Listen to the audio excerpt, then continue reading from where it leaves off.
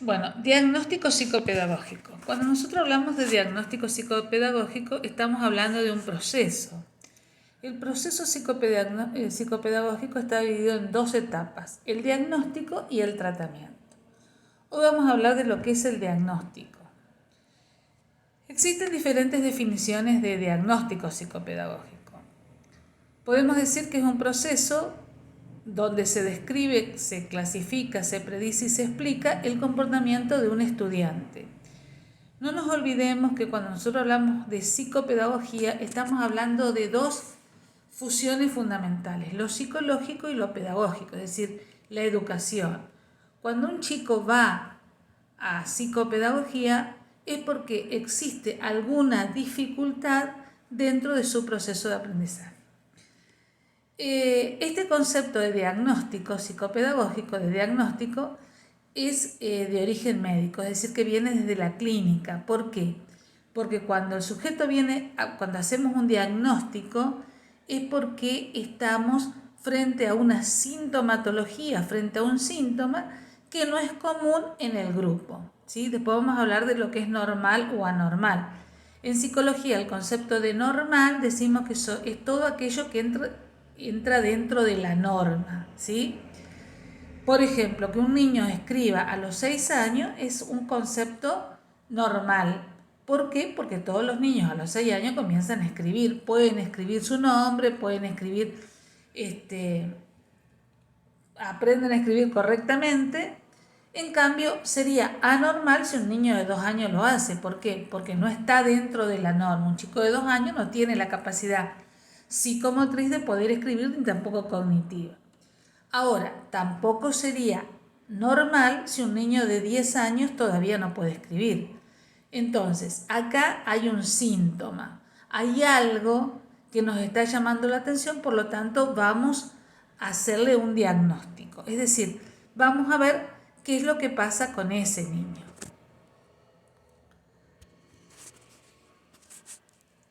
Marina Müller, cuando habla de diagnóstico, dice que es la lectura de los signos que tiende a dar efectos de significación al mensaje que nos trae el consultante. Es decir, Marina Müller dice que cuando yo hago un diagnóstico, ¿qué hago? Leo los signos que tiene, o sea, cuáles son los síntomas que tiene, cuáles son los signos, qué es lo que le pasa a ese sujeto, trato de buscarle un significado a lo que le pasa al sujeto.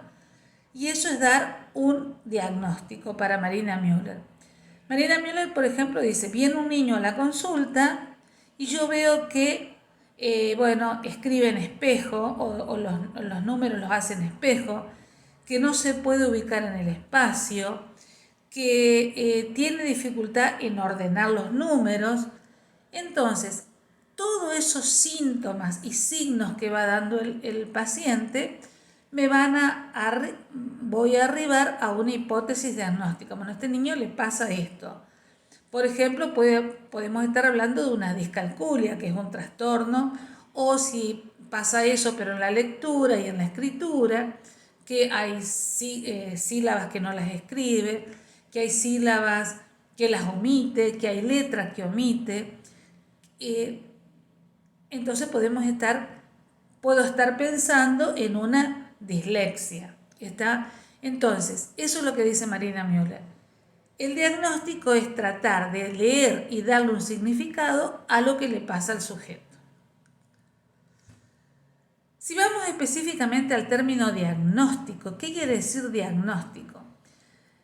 Etimológicamente la palabra viene del griego, dia, que significa a través de, y noxis, que significa conocimiento. Es decir, que es el conocimiento de las características que presenta un sujeto. Es decir, el significado etimológico es conocimiento de alguna característica, utilizando unos medios a través del tiempo y a lo largo del proceso. Nosotros vamos a través del tiempo y a lo largo del proceso, vamos a tratar de conocer qué es lo que le pasa al sujeto.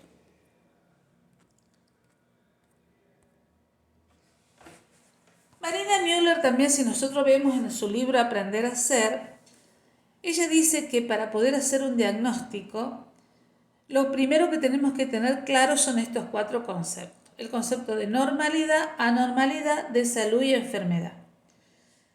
Normalidad son todos aquellos sujetos que tienen conductas dentro de una norma. Cuando hablamos de una norma decimos son conductas esperadas en un tiempo determinado. Por ejemplo, yo espero que un niño de 6 años, de 4 años, haga un garabato, ¿sí? Hace un garabato, dibuja un garabato y decimos mamá. ¿Está? Entonces nosotros decimos, dibuja una mamá. En realidad es un garabato. Pero si un chico de 7 años hace un garabato y dice mamá, estamos fuera de la norma. ¿Por qué estamos fuera de la norma? Porque es esperable que un niño de 6 años ya dibuje una persona humana con dividiendo cabeza, tronco y extremidades. ¿Está? Entonces, hablamos de normalidad cuando el sujeto se ajusta a una norma, es decir, a conductas establecidas dentro de un tiempo determinado. Por ejemplo, decimos, es normal que el chico entre 9 meses y 1 año y 2 meses camine. Decimos, no es normal que un chico tenga 3 años y no camine, ¿sí? O 2 años y no camine. Entonces, acá hay un signo que me tiene que llamar la atención. ¿Qué está pasando? ¿Sí? Tiene 2 años y no camina. Entonces, como mamá, ¿qué hago? Voy a especialista, voy a determinar por qué me está llamando la atención que hay algo que le está pasando a mi niño, por eso no camina. Entonces, eso es lo normal y lo anormal dentro de la psicología. Otros conceptos, salud y enfermedad.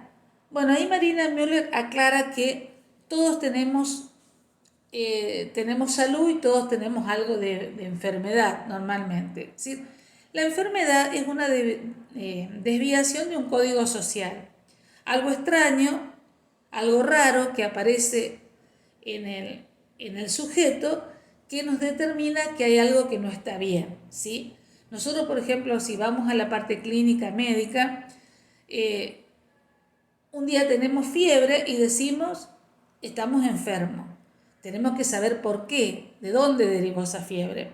Pero en realidad es algo extraño que apareció en nuestro cuerpo que nos llama la atención. Y dentro de la psicología, de la psicopedagogía, pasa lo mismo. Hay algo extraño dentro de nuestras conductas, algo raro, algo que no podemos descifrar, que llama la atención. Por ejemplo, un niño que no se conecta con la realidad, un niño que no se puede conectar con la madre, que no responde a su nombre, por ejemplo, es algo raro que aparece dentro de una conducta de ese niño. Entonces estamos hablando de una enfermedad, de una patología, de un trastorno, de una fobia,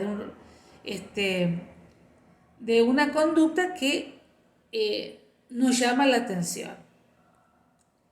Entonces, lógicamente, cuando aparece esta conducta, vamos al psicopedagogo, siempre y cuando esa conducta esté dentro de los parámetros del aprendizaje. No nos olvidemos nunca que los psicopedagogos trabajamos con un niño que tiene dificultades en el aprendizaje. Los tipos de diagnóstico pueden ser individual, grupal, comunitario o institucional. Son individual cuando estamos hablando de un sujeto en particular, ¿sí? Un niño, un adolescente o un adulto. Cuando nosotros trabajamos con un sujeto en particular. Generalmente en la parte clínica nosotros trabajamos con un sujeto en particular, ¿sí? Grupal es cuando analizamos una clase o grupo, ¿sí? Cuando trabajamos en una clase, por ejemplo, o dentro de un grupo determinado. Comunitario son las características de aprendizaje que se dan dentro de un marco cultural. Por ejemplo, nosotros tenemos que ver que hay grupos culturales que tienen características propias. Entonces vamos a analizar el aprendizaje dentro de ese marco, ¿sí? Considerando la cultura. Los institucionales es determinar qué se aprende y cómo se aprende dentro de una institución escolar. Y los niños que pueden cumplir o no cumplir las normas dentro de esa institución escolar, ¿sí? Esos serían los 4 tipos de diagnóstico. Acá, por ejemplo, cuando hablamos de comunitarios también, estamos hablando de comunidad, Por ejemplo, acá en el Chaco, nosotros tenemos una comunidad que es la comunidad aborigen, ¿sí? Los Cuom, que tienen una forma de aprender y un estilo de aprendizaje que a veces no condice con el estilo que los maestros comunes están acostumbrados. Entonces, lógicamente, va a decir, no responde, no habla, observa, pero no sé si sabe o no sabe, no responde a determinadas conductas y consignas, y allí vamos a decir, bueno, este chico está con un problema, pero no nos tenemos que olvidar que dentro de esa comunidad el lenguaje no es lo que ellos manejan normalmente, ellos se manejan mucho con la observación, generalmente no responden a consignas, hablan muy poco. Entonces, dentro de los niños que nosotros nos movemos normalmente, podemos decir, bueno, me llama la atención, pero si estamos dentro de una comunidad aborigen, seguramente esa conducta no nos tendrá que llamar la atención porque es característica de esa comunidad. Bueno, las características del diagnóstico. Primero, el diagnóstico permite conocer. El diagnóstico, ¿qué es lo que hacemos en la primera parte del proceso? Nos permite conocer. ¿Qué vamos a conocer? El proceso de aprendizaje. ¿Sí? ¿Cómo el niño aprende? ¿Cuál es su proceso de aprendizaje? La sintomatología. ¿Qué síntomas presenta el niño? Que generalmente la madre o la maestra o quien vino a la consulta ya nos dice, mirá, yo dicto y él está en 4º grado, yo dicto y él no memoriza. O escribe la mitad de la palabra. O escribe en espejo, ¿sí? Esos son los síntomas que van a aparecer. Alguno de los síntomas que va a aparecer, o es hiperactivo, o no queda quieto, o tiene desatención, no logra conectarse, dice la maestra, mira, 5 minutos de la clase está bien, pero después se dispersa muy rápido. Bueno, esos son los síntomas que aparecen a la consulta. Después dice las características de la dificultad. ¿Sí? Nosotros ahí en el proceso de diagnóstico vamos a ver qué dificultad tiene y qué características tiene esta dificultad. Si yo digo, por ejemplo, bueno, tiene dislexia o tiene fobia escolar, voy a decir que la dislexia o la fobia escolar tienen estas características, que la voy a ver dentro de las teorías y de toda la literatura que está escrita sobre esos trastornos, patologías o fobias. Bueno, y ahí voy a ver de todas las características cuál se da en el niño que tengo yo. ¿Por qué?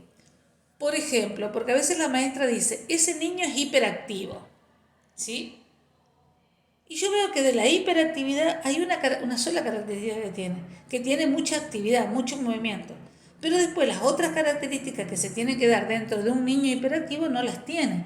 Entonces, ya no hablamos de una hiperactividad, estamos hablando de un niño que tiene mucha energía.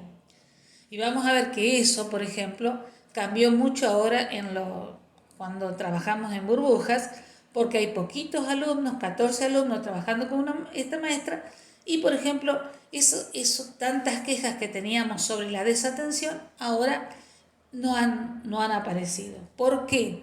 Porque al estar trabajando con 14 alumnos una maestra, lógicamente los alumnos y los alumnos trabajan individualmente en un banco, se concentran mucho más. Entonces, ahí nos damos cuenta que el síntoma que nosotros estábamos tratando por un problema de atención del niño no es tal.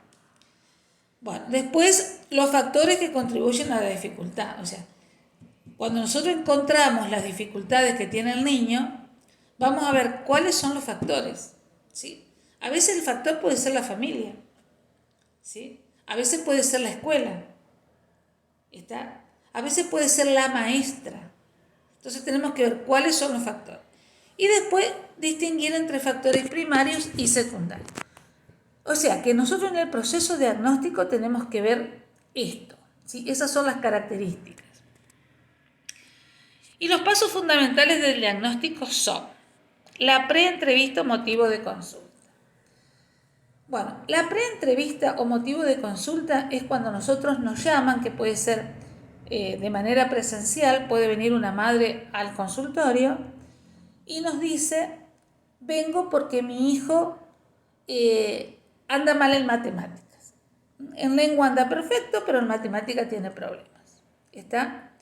Y más o menos algo de algún síntoma ya nos habló. Entonces, ese motivo de consulta puede ser telefónica o puede ser presencial. La persona se acerca al consultorio, a donde está el gabinete psicopedagógico, y pide la atención de su hijo. Allí nosotros escuchamos el motivo de consulta y hacemos un encuadre. El encuadre es fundamental. El encuadre es poner marco, es decir, poner límites. Decimos, bueno, el lugar donde lo voy a atender, ¿sí? El día, por eso decimos el tiempo, el día, yo le voy a decir, bueno, los martes y los jueves a las 9 de la mañana. Es decir, ahí estoy marcando el tiempo y el horario. Y le voy a decir que el horario va a ser de 40 minutos. ¿Sí? Que cada sesión van a ser de 40 minutos. Las sesiones generalmente son entre 40 y 50 minutos. Ahí nosotros como psicopedagogos lo vamos manejando. Entonces le dimos el tiempo, le dimos el día, la hora, el tiempo que va a transcurrir la sesión. Le decimos el lugar, va a ser en el consultorio, va a ser en el gabinete de la escuela. Y le decimos la fecha. Esos son los 4 elementos fundamentales del encuadre. También tenemos que aclararle a los padres que el horario es fundamental, que cumplan el horario, porque a veces nosotros le decimos, bueno, de 9:30 a 10:10 va a ser el horario del niño. Entonces la madre o no lo trae a las 9:30, o lo trae antes, o lo trae después, o no lo viene a buscar a las 10:10. ¿Está? Entonces siempre es importante aclarar que debe respetar el día y el horario, ¿sí? Y todo lo que ustedes crean que es conveniente para la mejor organización del gabinete o de la clínica. Todas aquellas cosas que ustedes crean que es importante, como por ejemplo que respete el horario de entrada y de salida, que el niño venga con determinado material a trabajar. Eso es importante. Si va a quedar solo en la clínica o va a estar la madre. Eso sería el encuadre. Ponerle límites. Encuadrar sería marcar bien los límites de trabajo que vamos a tener. Luego sería la apertura del diagnóstico, del proceso diagnóstico. También en el encuadre le podemos ya aclarar cuántas sesiones más o menos va a tener el diagnóstico. Lo que pasa es que las sesiones van a ser muy flexibles, porque todo va a depender de cómo trabaje el niño. Generalmente entre 5 y 6 sesiones se pueden hacer un diagnóstico, y hay chicos que llevan más o hay chicos que llevan menos.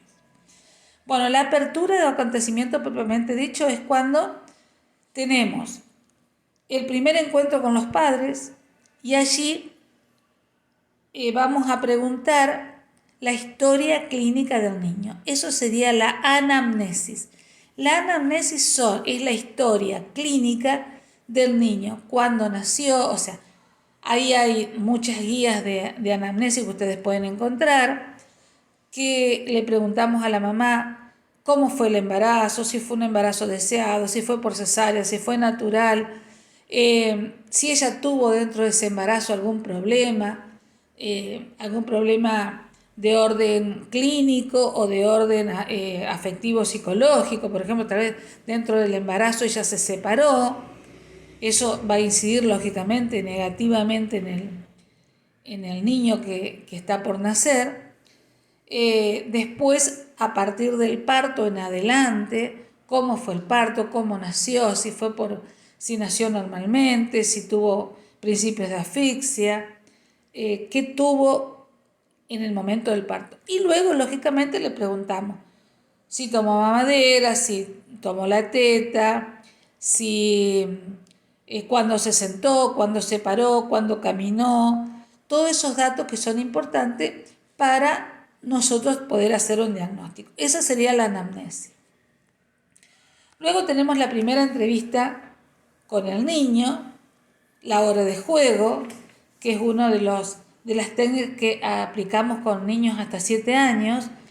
Ustedes ya lo van a ver, o algunos ya lo conocen. se arma la caja de juego y allí hay muchos juguetes o elementos para que el niño vaya eligiendo y vaya jugando. De acuerdo al juguete que elige, al juego que realiza y demás, nosotros podemos ir observando allí las conductas del niño, cómo está haciendo. Por ejemplo, si agarra una muñequita y un muñeco y empieza a pelear o empieza a ser agresivo, bueno, eso sería muy evidente que hay una agresión a la casa. Esa sería la hora de juego, que no es una hora, son 40 o 50 minutos. Luego tenemos en el diagnóstico, en ese proceso diagnóstico propiamente dicho, vamos a aplicar pruebas. Pruebas proyectivas, pruebas psicométricas y pruebas pedagógicas.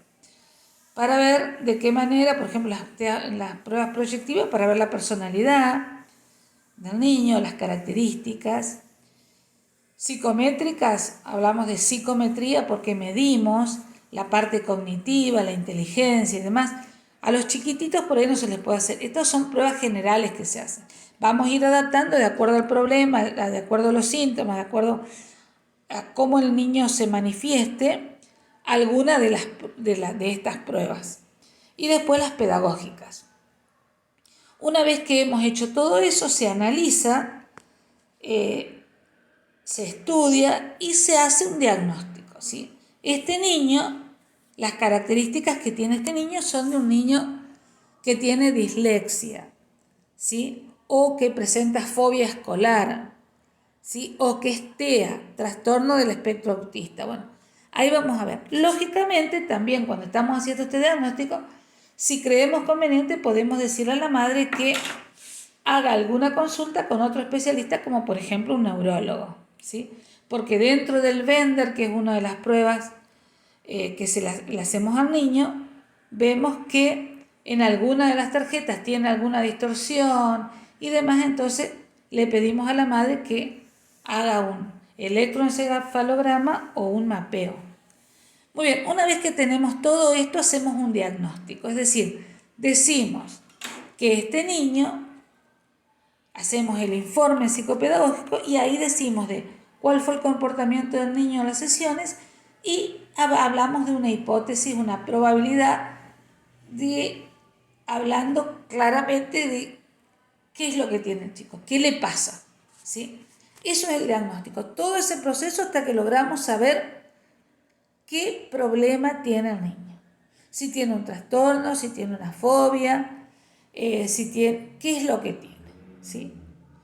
A partir de ahí empieza el otro proceso que es el tratamiento. Una vez que tenemos el diagnóstico, vemos lo que es el tratamiento. Muchas veces los chicos vienen a la clínica y ya tienen el diagnóstico, porque la madre ya han dado en otros psicopedagogos, psicólogos, neurólogos y vienen con un informe, ¿sí? Pero eso no quiere decir que nosotros no hagamos igualmente el diagnóstico para verificar esa situación o no.